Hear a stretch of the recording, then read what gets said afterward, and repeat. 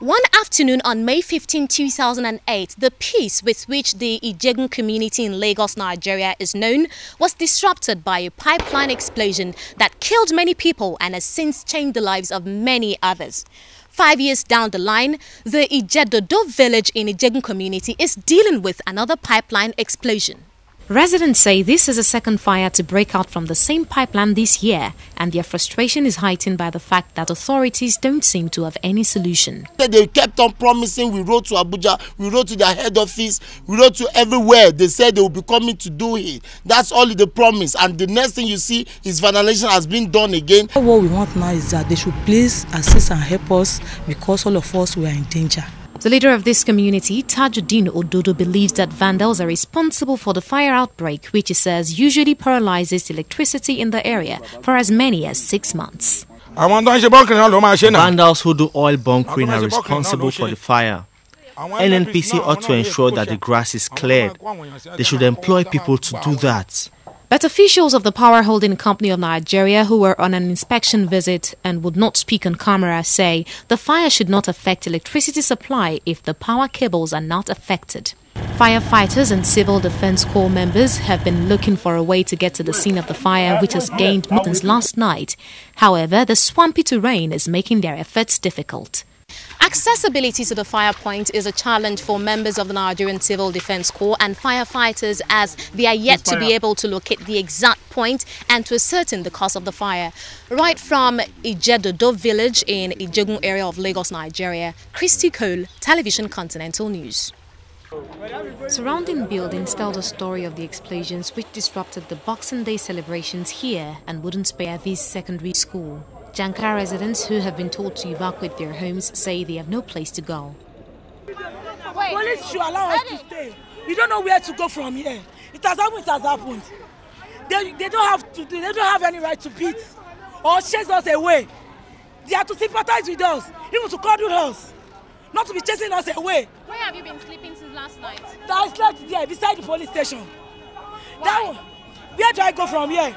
These notices placed by the Lagos State Regional Planning and Urban Development Commission reinforces the stand, and the field officer of the Lagos Island arm of the state's materials testing laboratory pleads with residents to comply. So as it is now, I will advise those people at this street that they should come to our office to come and test their building to know the stability of their results of their buildings. But if they refuse to come, that means they have taken laws into their hands. It is day 2 of the Lagos fireworks disaster, and recovery, demolition and rescue exercises continue.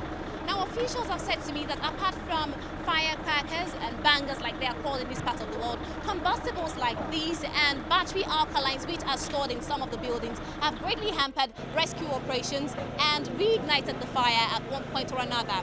We still have on ground men of the Nigerian Security and Civil Defense Corps, the firefighters, and of course men of the Lagos State Emergency Management Agency, who have said to me that they will not leave this place until the last risk factor is taken out. From Lagos, Nigeria, Christycole, TVC News. Without doubt now, having talked about the global perspective, we must also talk about the role of natural gas in unlocking potential and driving economic growth in Nigeria. What do you think? I think it is really important. Nigeria is the most important country regarding the gas in terms of... These polluted waters tell the story of the battered fuel pipelines that daily threaten the community. The fire, which raged from Monday night, was finally put out on Friday by firefighters from the NNPC and the pipeline's product marketing company as the emergency medical response team looked on. The area was cordoned off because crude oil had spread throughout the swamp. Although they are relieved that the fire is gone, residents say there is more to be done. This won't happen now. We are going to stay, let's say if it take, maybe 3-4 months before we get light again.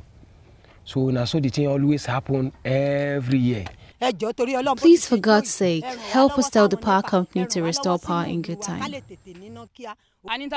They should also sandfill the swamp and fix the roads so that pedestrians and motorists can keep the place busy and scare vandals.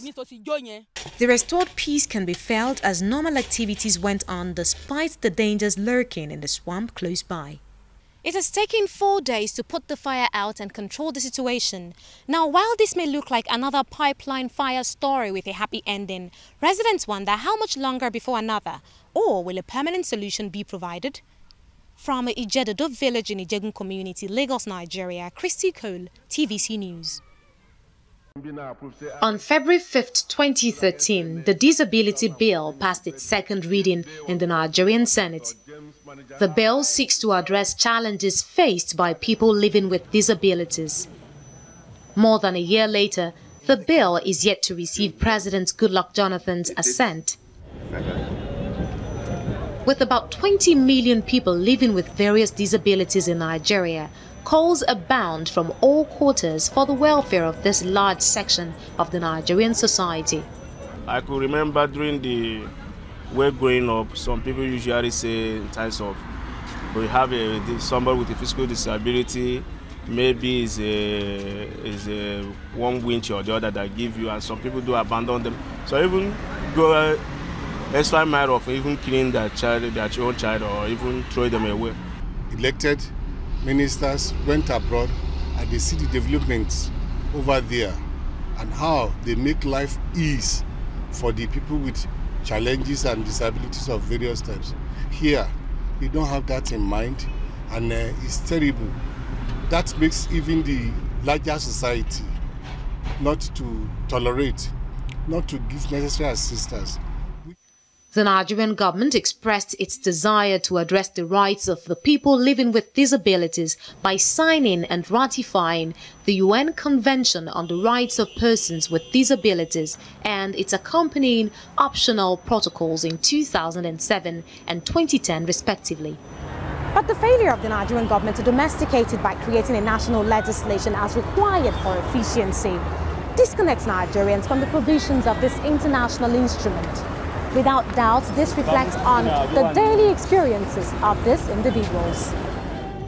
Although the Lagos state government provides in law that organizations employ a percentage of disabled people, this law hardly reflects. For example, most public buildings and facilities, as well as their counterparts in the world of private businesses, are ill-equipped for physically challenged individuals. The few schools available to such people are either ill-equipped or highly overpopulated. The road network does not effectively show sufficient consideration for them either. Researchers say more than 1 billion people are affected by disabilities worldwide. More than 10% of Nigerians share in that burden, a number significant enough to attract treatment as a priority. Fumi Gbadamosi runs an NGO which caters to people with special needs, especially children. From her small office which signposts desperate needs for funds, she caters to the blind, disabled, as well as those with medical conditions. She regrets that physically challenged people are neglected only to be overwhelmed by the frenzy of activities that characterize life in the metropolis. The Nigerian society, the Nigerian government is really silent about persons with disability, and a lot has to be done. I think we need a lot of orientation. Our roads should be constructed in a way that will make them accessible to persons with disability. But quite inspiring are the few Nigerians who, despite the odds, take their disabilities in their strides. Both being the only sites in Africa. Victor Otuya, a visually impaired radio presenter, says nothing can hold him down. You have to improvise. If you do not improvise, if you do not grow a thick skin, you'll be left at the bottom of the ladder. Or not just at the bottom of the ladder, you'll be swept by the waves. And you do not want to, because no one will give you anything for free, so you've got to work for it. Besides presenting unscripted shows, Victor's itinerary often includes conducting interviews and using the script. Tasks which his producer says he carries out at par with his colleagues who have no obvious physical challenges. Working with Victor is actually, it opened my eyes. Victor is a walking encyclopedia. I don't know.